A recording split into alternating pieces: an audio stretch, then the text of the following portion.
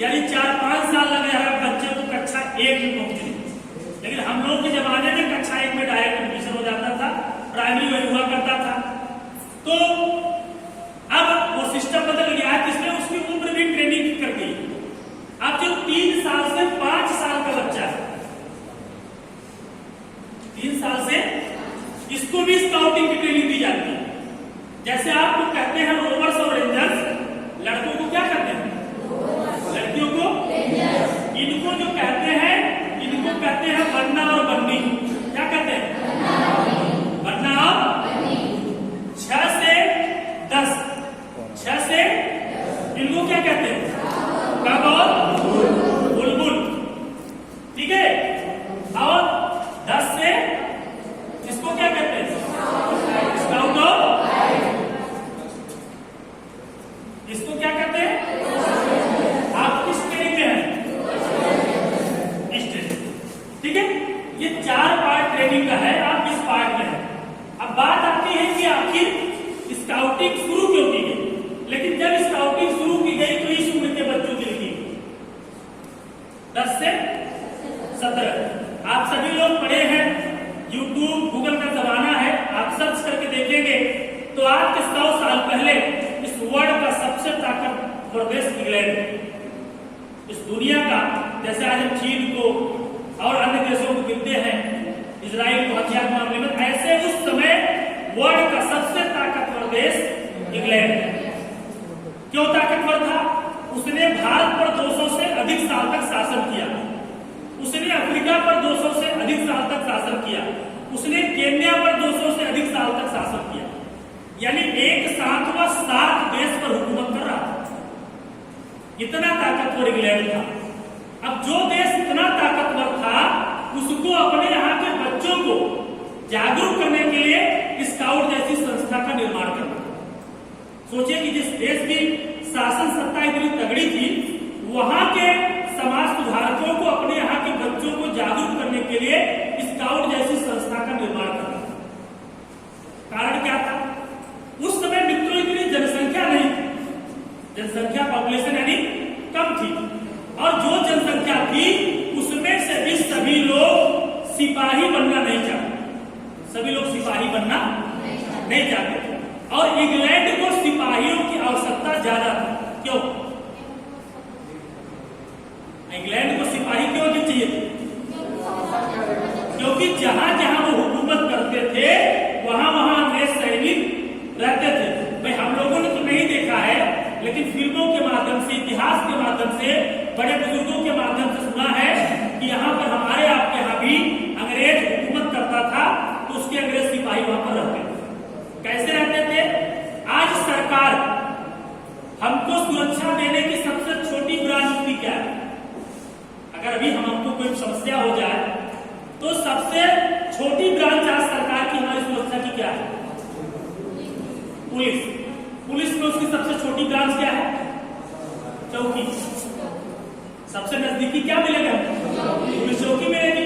कभी कभी मामला पुलिस चौकी पे नहीं सॉल्व होता तो थाने तक पहुंचा, थाने तक नहीं होता तो कोतवाली पहुंच जाता, वहां नहीं होता तो एसपी ऑफिस, नहीं एसपी ऑफिस होता तो कोर्ट कचहरी है।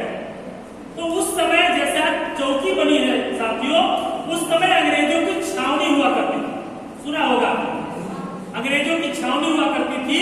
उस छावनी पर 4-4-10 अंग्रेज सिपाही रहते थे।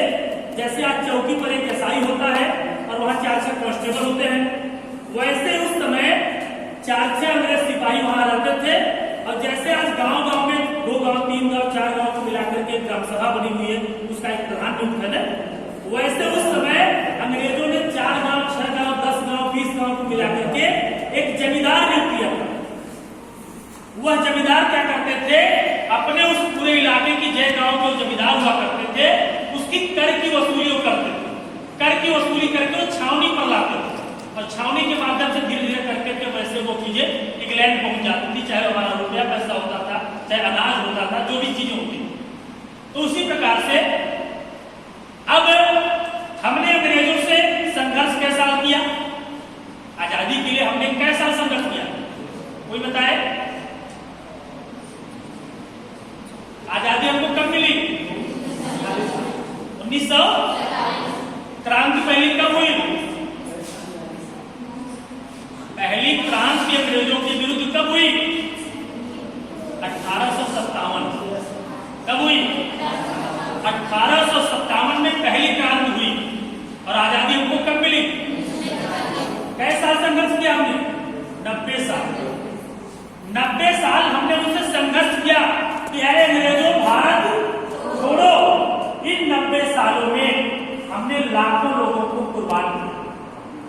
हम तो चंद नाम ऐसे जानते हैं इतिहास के पन्ने पर, चंद्रशेखर, भगत सिंह, सुखदेव, राजगुरु, बिस्मिल्लाह खां, ऐसे चंद नाम जानते हैं। लेकिन ऐसा कोई तहसील नहीं था, ऐसा कोई जिला नहीं था जहां से 100, 200, 500 लोग अंग्रेजों के खिलाफ बगावत करने के विवश में उनको फांसी न दी गई हो, उनको गोली न मारी। आपके जिले में भी कई जगह शहीद स्मारक बने हुए हैं। कोई केराकत की तरफ का साथी होगा तो जानता होगा, एक सेनापुर गांव का नाम ही सेना, वहां 42 लोगों को एक साथ फांसी दी गई। इधर हाउस में है 18 या 16 लोगों को फांसी दी गई। धनिया में एक है शहीद स्मारक, सुजानगंज में है। बाकी तो मतलब समूह की चीज है, 10, 20, 50 लोग।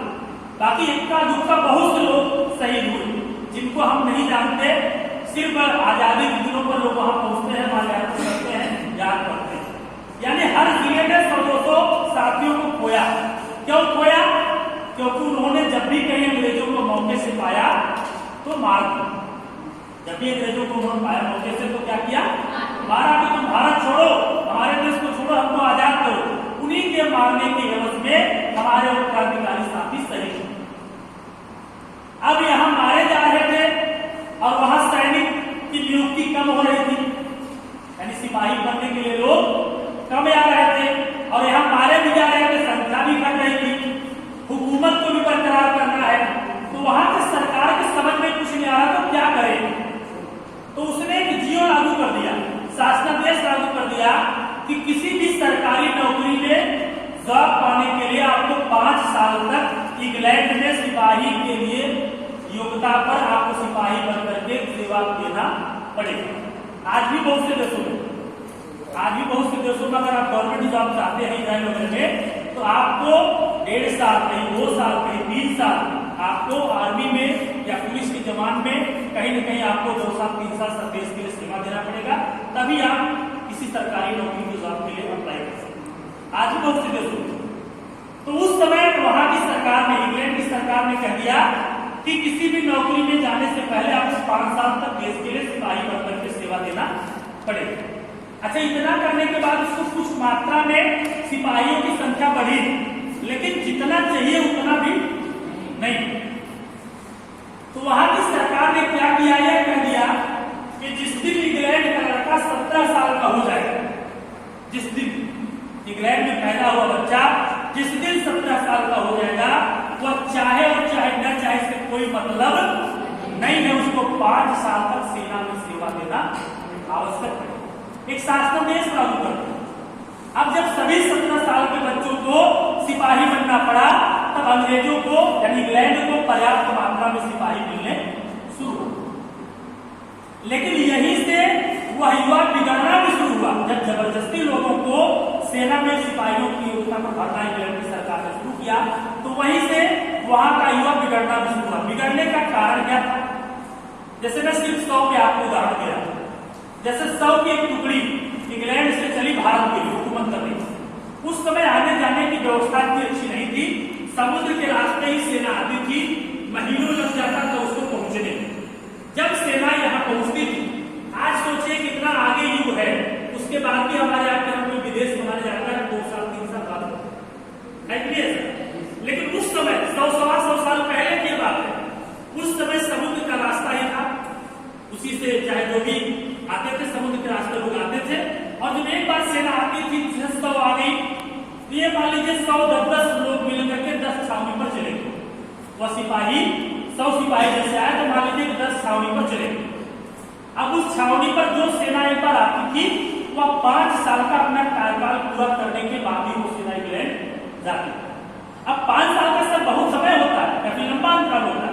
उस 5 सालों में जब भी वहां पर सिपाही जो 100 आए, जब भी रात में कहीं पर गए हुकूमत को देखने के लिए। तो जब भी हमारे क्रांतिकारी साथियों को कहीं मौके से पाया तो उसने क्या किए, उनको मारा। इस 5 सालों में उस 100 में से 30% सेना मार दिया, यानी इस 5 साल के अंतराल में जो 100 सिपाही मान लीजिए इंग्लैंड से आए, उसमें से 30% क्या कर देंगे, किसने मारा, हमारे क्रांतिकारी। अब बचे कितने, 70। उस 70 में भी कुछ ऐसे परिवार से वहां के सिपाही आते थे जिनकी व्यवस्था बहुत अच्छी नहीं होती। इंग्लैंड में जैसे उनके पास बहुत अच्छी व्यवस्था नहीं होती, तो उन्होंने क्या किया, क्योंकि 17 साल की उम्र के होते थे, 18 साल 19 साल 21 साल 25 साल ही उनकी अधिकतम उम्र होती थी। जब वो आए तो यहाँ का कल्चर, यहाँ के लोग उनको बहुत अच्छे लगने लगे। तो जो 70% सिपाही बचे, उसमें से भी 30% क्या किए, यही की महिलाओं से शादी हुआ करके ही बस गए। जो आज हमारे यहाँ ईसाई बसे हुए वो यही है। वो यहाँ आए, यहाँ का कल्चर, यहाँ के लोग अच्छे लगने लगे, उनको लगा कि इससे अच्छी व्यवस्था हमको इंग्लैंड में नहीं मिलेगी। वो यही शादी, उनको लगा कि हुकूमत कर रहे हैं, कोई काम करना नहीं है, अनाज से लेकर के रुपया पैसा करके वसूली मारा, कोई दिक्कत नहीं है, इससे अच्छी व्यवस्था इंग्लैंड में नहीं। तो 30 मित्रों मारे गए, 30 यही बच गए, बचे कितने, 40%। अब ये 5 साल के बाद सब 40% लोग गए, तो मान लीजिए किसी गांव से 10 बच्चे आए थे, तो वापस क्या बच्चे गए, 4 बच्चे। तो जिनके 6 बच्चे नहीं गए, उनके घर रोना पीटना मच गया। इन्हीं के साथ मेरा भी बेटा गया था, इन्हीं के बैच में गया था, लेकिन वो लौट करके नहीं आया। इतनी अच्छी व्यवस्था भी नहीं थी कि बता दे कि मैं यहाँ बस गया हूं, क्योंकि व्यवस्था उतनी अच्छी नहीं थी, सरकार की हुकूमत थी, कोई कुछ कर नहीं पाता था। तो जिनके 6 बच्चे सर नहीं आए, उनके घर रोना पीटना मच गया कि मेरा बेटा भी गया था, आज तक लौट करके वापस नहीं आए। अब जैसे ही मित्रों 10 के बाद बच्चा 17 की तरफ बढ़ता था, बच्चा डरने लगता था कि जैसे मेरी उम्र 17 साल की हो जाएगी, सरकार मुझे ले जाएगी और किस देश में भेज देगी, केन्या भेजेगी, भारत भेजेगी, कम्पुचिया भेजेगी, हम वहां जाएंगे तो फिर लौट कर आएंगे कि नहीं आएंगे, इसकी कोई गारंटी, क्योंकि तमाम गांव के साथी गए तो रात तक लौट करके वापस नहीं। लेकिन अब बच्चे को बचने का कोई तरीका नहीं था। माता पिता भी डरते थे कि 2-4 साल बेटा मेरा और साथ रहकर फिर जाएगा, इसका गांव छूटेगा, भाई बहन छूटेगी, माता पिता छूटेंगे, देश छूटेगा, लौट करके आएगा कि नहीं आएगा। विकल्प कुछ नहीं निकला। जाने में कुछ बच्चों का, भाई जब सिपाही बनने के लिए जाना होता था तो बच्चों का मेडिकल होता था। बच्चों का क्या होता था, मेडिकल होता था। बच्चा स्वस्थ है कि नहीं, मेडिकल यानी सिपाही बनने के योग्य है कि नहीं, आर्मी बनने योग्य है कि नहीं।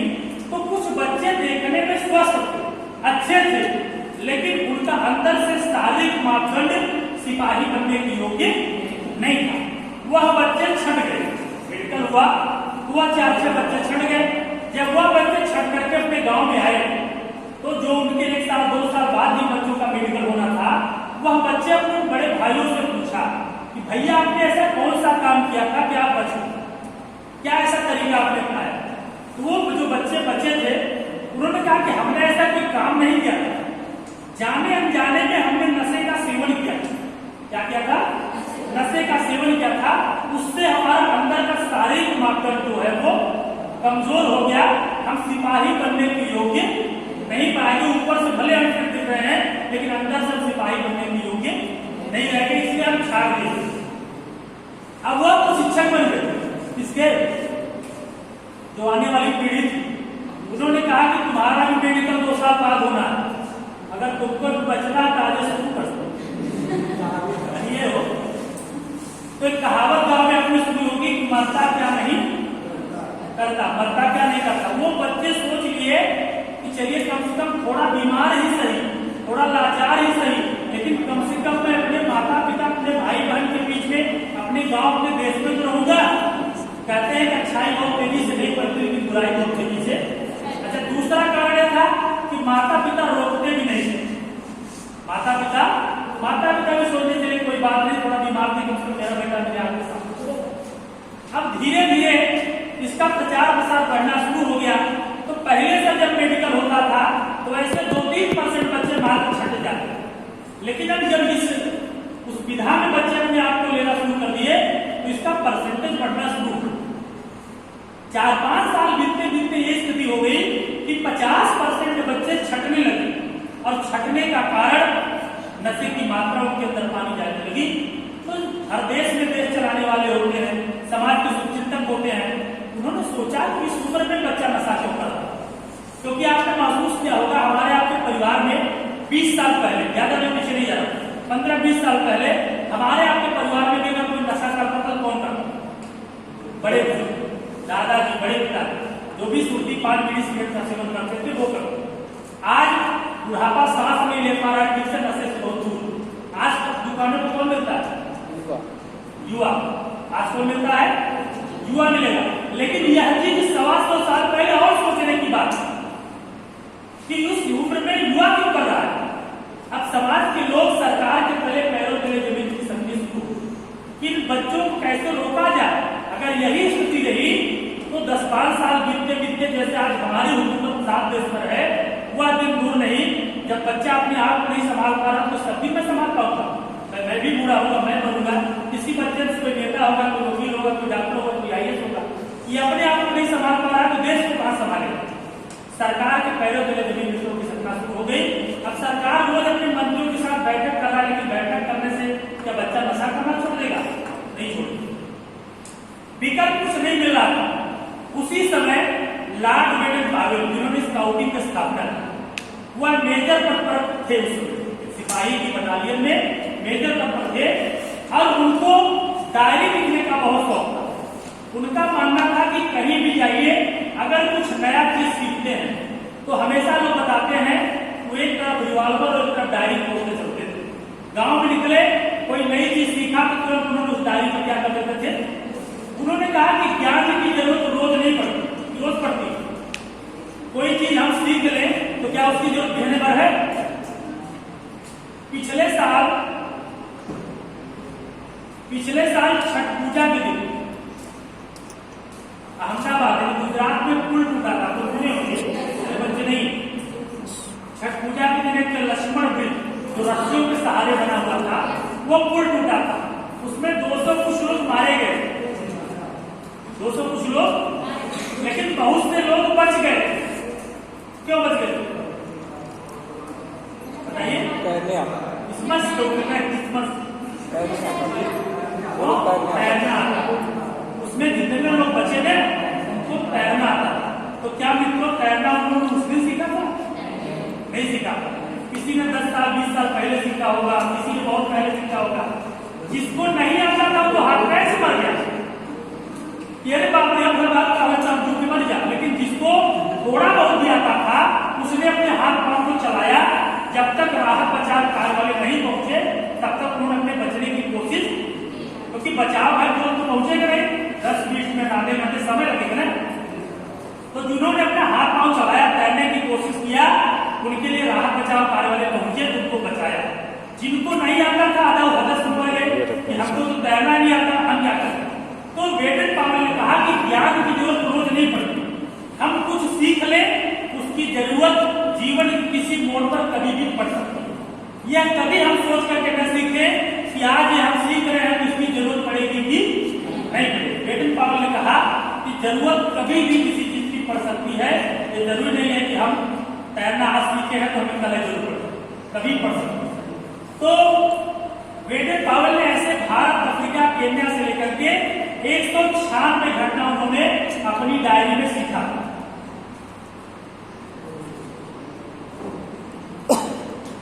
उन्होंने डायरी में इसलिए लिखा था क्योंकि हो सकता है कि हम आज कोई चीज सीखें, 10 दिन बाद भूल सकते हैं, 1 महीने बाद भूल सकते हैं, 2 साल बाद भूल सकते हैं, लेकिन उसको डायरी पर हम लिखे रहेंगे, इसको ऐसे करना चाहिए, इसको ऐसे करना चाहिए, इसको ऐसे करना चाहिए, तो चाहे जब हम पढ़ के उस चीज को ऐसे कर सकते। तो वेडन पावेल ने कहा कि किसी को कदम उठाना पड़ेगा इन बच्चों को जागरूक करने के लिए, किसी को सुधारना पड़ेगा। फिर वेडन पावेल ने 1907 में 20 बच्चों को लिया। क्या बच्चों को सर? 10 से 17 साल, कैसा 10 से 17 के बीच के 20 बच्चों को लिया और इंग्लैंड में ब्राउनसी नामक द्वीप था, ब्राउनसी नामक एक द्वीप था, वही ले जाकर के उन 20 बच्चों का नाम उन्होंने रखा स्काउट। क्या रखा? स्काउट रखा। और 7 दिन का एक कैंप लगाया। 7 जैसे 5 दिन आपका चल रहा है, ऐसे उन्होंने 7 दिन का एक शिविर लगाया। शिविर में उन्होंने मुख्य फोकस किया। क्या किया? हम सुधरेंगे। कौन बिगड़ रहा था? कौन रहा था? युवा बच्चे बिगड़ रहे थे ना। उन्हीं बच्चों के कहा गया था ना हम सुधरेंगे। नशा कौन कर रहा था? बच्चे कर रहे थे। उनको अपने बारे, अपने के अलावा देश और समाज और परिवार के बारे में कोई चिंता, सिर्फ वो अपने बचाव के लिए नशा कर रहे थे हमको, ताकि सिपाही बनना न पड़े। बेटे पावल ने कहा कि बेटा अगर तुम नशा करते हो तो तुम्हारे परिवार को 3 तरह से कष्ट हो रहा। लड़कियां याद है ना, नशा हम करते नुकसान हमारे परिवार कैसे होता, चला है ट्रेनिंग दे दवा पर नुकसान होता। बेटे पावल ने कहा कि 3 तरह से, 1-2 तरीके से नहीं, कई तरीके से। उन्होंने कहा कि पहला, तुम शारीरिक कष्ट दे रहे हो। कौन सा कष्ट? दूसरा, मानसिक कष्ट दे रहे हो। तीसरा, आर्थिक कष्ट दे रहे हो। इसमें तमाम लोग ऐसे होंगे जिनके मम्मी पापा बाहर जाते होंगे, वो बच्चा घर का गार्जियन होगा, सब्जी भी लाता होगा, दवाई भी लाता होगा, खेती भी करता होगा। लेकिन अगर मान लीजिए आपके घर में कोई छोटा बच्चा बीमार हो गया और साधन नहीं है, तो शारीरिक और मानसिक कष्ट हुआ कि नहीं हुआ? डॉक्टर के पास ले गए, वहां कोई रेट नहीं है, 12 रुपये किलो नहीं हुआ, वहां कोई रेट नहीं है। जब तक डॉक्टर को देखा था तब तक कलम चलावत रही, वो क्या तुहां देखिए ना पैर दे। एक बाद बढ़िया से दवाई लिख दी। और ज्यादा समस्या हो तो कहीं 4 बजे तक काली तक 1 लाख रुपये जमा करे, तब तुहार लड़का के एडमिट हो पाए, नहीं तो हुई। अब चाहे कुछ सही है, चाहे रेहन है, चाहे गहना बेचे, 3:30 बजे फुल कर्म कर दो, पैसा लेके पहुंच कर। क्यों? क्योंकि बच्चे को बचाना है। तो शारीरिक मानसिक आर्थिक कष्ट हुआ कि नहीं हुआ? तो कहते हैं जैसे कि एक दिन कहने कोई ऐसा चीज नहीं होती। बच्चे को जब रोज बार बार इस चीज को कहा गया तो धीरे धीरे बच्चों को लगा नहीं, हम अपने स्वार्थ के लिए परिवार को दिक्कत दे रहे हैं, समाज को दिक्कत दे रहे हैं, देश को दिक्कत दे रहे हैं, हमें ऐसा करना। 7 दिन में हुआ 20 बच्चे जागरूक हो गए कि नहीं, हम अपने लिए नहीं जिएंगे, हम अपने परिवार के लिए, देश के लिए, समाज के लिए भी जिएंगे। आज से हम सुधर गए हैं, हमें इस चीज को जागरूक करना है लोगों को। तो अंतिम दिन स्काउटिंग के कार्यक्रम में होता है मित्रों दीक्षा संस्कार। कई संस्कार होते हैं ना, जन्म से लेकर के मृत्यु तक लेकर के कई संस्कार हमारे आपके जीवन में होते हैं। उसी प्रकार से जब शिक्षा आदमी लेता है तो दीक्षा संस्कार होता है। कभी तो होता है ना दीक्षांत कार्यक्रम है, पूर्वांचल विश्वविद्यालय में जो चयन बच्चे होते हैं उनको वहां से उनको डिग्री दी जाती है, बाकी सबको कॉलेज में दी जाती है, सबको जाती है। तो दीक्षा के दिन बेटी पावल ने कहा कि तुम लोग दूध दक्षिणा में प्लीज हमको दे दो कि आज से तुम्हारी ट्रेनिंग खत्म नहीं हुई है, आज से तुम्हारी ट्रेनिंग शुरू हुई। क्या हुई? शुरू हुई। बेटी पावल ने कहा कि मैं तो इस उम्र के बीच में नहीं रहता, लेकिन इस घर से लेकर के विद्यालय तक तुम इसी उम्र के, जिस उम्र के तुम हो, भाई बहुत आदमी होगा अगर 17 साल का है तो उसका मित्र बहुत होगा, 19 साल का होगा या 15 साल का। क्यों? उसका मित्र 30 साल का नहीं होगा, उसके साथ पढ़ने वाला 30 साल का।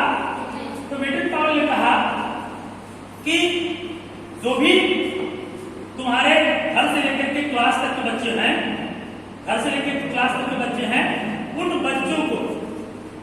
बच्चों को जो तुमने 7 दिन में सिविल में सीखा है, कैंप में सीखा है, तुम जा करके अपने उन साथियों को भी बताना कि तुमको भी ये काम नहीं करना चाहिए, तुम्हें ऐसा काम करना चाहिए ताकि तुम्हारा परिवार सुरक्षित रहे, समाज सुरक्षित रहे, देश सुरक्षित रहे।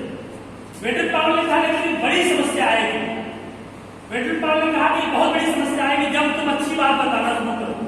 उन्होंने कहा कि समाज सर बहुत विद्वान होता है, बहुत विद्वान होता है समाज। उन्होंने कहा कि जैसे तुम अपनी बात 10 लोगों को बताओ, कई लोग अपने उम्र के अगर 10 लोग हैं और उनको कोई अच्छी बात बताइए, 10 लोगों को खड़ा करके समझाना कि यार समाज के लिए, देश के लिए ऐसा करना चाहिए, वैसा करना चाहिए, परिवार के लिए ऐसा करना चाहिए, शायद मिला के मेरे हमारे समय में पढ़े थे ना, ढेर जानकार हुई है, ढेर बुद्धिमान है, हमारे समय में पढ़े थे ना, वहाँ ढेर देश और समाज की चिंता का 60% तो आप विरोधी निकले, कहा निकले 60% जब कर विरोधी निकले।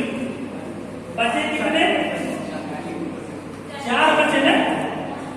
4 में से जब कुछ बताना शुरू करिए आप, तो जैसे 60% लोग विरोध करते हैं, उसमें से 20% पब्लिक ऐसी होती है कहती है जवान ने कहा कि बच्चा सुन लो, माना न माना तो ऊपर। हाँ भैया तो बताओ क्या कहते, चल बताओ, चल कुछ समाज देश की चिंता नहीं, बताओ भाई ने क्या कहते हैं।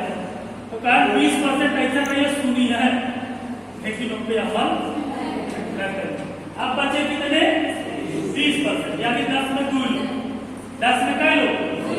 6 लोग विरोध वाले, 2 लोग सुनने वाले, और 2 लोग होंगे जो तुम्हारी तरह बनने का प्रयास करेंगे। नहीं, ये आज जब से आया कैब से, इसके अन्य नेचर से अपने बहुत परिवर्तन हो गया। आखिर क्यों परिवर्तन हो गया? मैं भी कोशिश करता हूँ इसके तरह बनूं। तो बेटन पावल ने कहा कि 2 पर तुमको ध्यान नहीं देना, तुम एक को ज्यादा ध्यान देना कि कौन ज्यादा सोच रहा है तुम्हारे पास, उस एक को बदल देना। जैसे आजकल कोचिंग में 2 प्रकार के बच्चे आते हैं, क्या प्रकार के?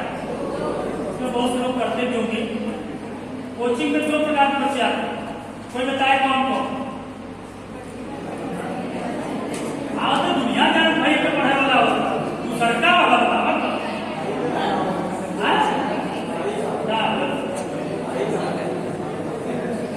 इज्जत बचाओ, परिवार की इज्जत बचाओ। कौन बताएगा दूसरा वाला बच्चा? बताओ दूसरा वाला बच्चा बताए कौन होता है? परिवार का सम्मान बचाना चाहिए। समाज में बहुत ऐसे लोग हैं जो पैसे से मजबूत, उनका लड़कियां सिरकोनी से लेके जलाल को तो घूमत, ठीक है? तो उनके घरे वालों के गार्जियन को समाज इकट्ठा हुआ का करना, तो आज लड़का बिना मतलब बिना सुना घूमत होकर कम से कम सवेरे संध्या और ट्यूशन में कदम कोचिंग में कदम कंप्यूटर में नाम लिखा देता है, 2 घंटा वो पढ़ा कर यार तुम्हारे क्या कर रहे? तो तमाम ऐसे गार्जियन हैं जो अपने बच्चों का एडमिशन जबरी कराए, इस समाज उनसे कुछ मैं कहा तमाम मैंने ऐसे गार्जियन को देखा है गाड़ी में बैठा ले जाए कोचिंग बेटे छोड़ो, जब ढकेल के कोचिंग भेजे पढ़ी सही नहीं पड़ेगा। ये है कि घर की इज्जत बचाएगा, भैया हम पढ़ रहे हमारा लड़कियां पढ़ा तो हमें कौन दूर आया। तो बेटे पावल ने कहा कि तुमको एक बच्चे को बदल दे, तो बच्चे बड़ी निराश हुए सर कि 10 बच्चों को लेकर कहानी शुरू कीजिए, कहे 6 डिब्बे निकलती है, 2 डिब्बे निकलती है, 1 डिब्बे निकलती है, एक को बदलना है। तो बेटन पावल ने कहा कि बेटा रोग जितना पुराना होगा उससे ज्यादा समय उसको ठीक होने लगता है। हम आप कभी कभी ऐसा होता है कि आप पीछे शाम को बहुत अच्छे हैं, सो गए, सुबह उठे तो बहुत ज्यादा बुखार है, तो क्या डॉक्टर के पास जाके सर एक खुराक दवाई देगा? कभी नहीं देगा। कितना देगा? मिनिमम 3 खुराक, उसके बाद कहीं क्या दिखाई दे। रात में तो फिट थे, सुबह बुखार हुआ है, लेकिन दवा तब भी हमको 3 दिन खानी पड़ी। उसी प्रकार बेटन पावल ने कहा कि कई साल का पुराना जख्म है, इतने जल्दी ठीक होने वाला, तुम एक को बदल दो तो 20 से 40 हो जाओगे, फिर 40 मिलकर 1 को बदलना 80 हो जाओगे। इसी प्रकार इसको बेटन पावल का कारवा चलना शुरू हो। 1 साल बीतते बीतते 10,000 से ज्यादा युवा उस स्काउटिंग गाइडिंग के उस कमेटी के मेंबर हो गए, अपने आप को बदल दिए, लोगों को जागरूक करना शुरू कर। फिर किसी विधायक सांसद सचिव के माध्यम से यह बात सरकार के कान तक पहुंची। इंग्लैंड में जो उसमें शासक था, उस समय इंग्लैंड का शासक एडवर्ड सप्तम था, 1908 7 में शुरू किया। 8 में एडवर्ड सप्तम के कान तक ये बात पहुंची कि कोई बेटन पावल नाम का एक व्यक्ति है, उसने स्काउट नाम की एक संस्था शुरू किया है और उससे युवा बहुत तेजी से जागरूक हो रहे हैं और उस संस्था से जुड़ रहे हैं। एडवर्ड सप्तम ने बेटन पावल को बुलवाया, कहा कि मैं आपकी संस्था से बहुत प्रभावित हूं, मैं चाहता हूं कि यह इंग्लैंड का हर युवा इस ट्रेनिंग को प्राप्त करे और इस चीज को सीखे।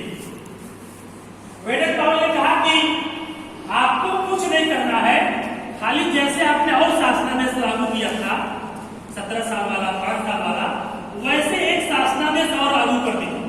एडवर्ड सप्तम ने कहा क्या? उन्होंने कहा कि बस आप ये लागू कर दीजिए कि 10 से 17 के बीच में जो भी कक्षा आती है उस कक्षा में स्काउटिंग की ट्रेनिंग उन बच्चों को अनिवार्य। एडवर्ड सप्तम हंसने लगा कि आप अकेले लाखों स्कूल है इंग्लैंड में, कहाँ जाएंगे? बेटन पॉल ने कहा कि मैं नहीं जाऊंगा, मेरे पास कई हजार बच्चों की टीम है, वो बच्चे जाएंगे और आप यह भी निश्चित हो जाइए कि एक ही साल में समझिए कि पूरा इंग्लैंड जागरूक हो जाएगा। कैसा होने वाला नहीं है। हमारे बच्चे जाएंगे, ट्रेनिंग देंगे, उसमें से किसी कॉलेज में 200 बच्चे हैं तो 200 बच्चे एक साथ में जागरूक नहीं होंगे, 10-20 बच्चे जागरूक होंगे, फिर अगली ट्रेनिंग में 30 बच्चे जागरूक होंगे। इस प्रकार से जागरूकता फैलेगी।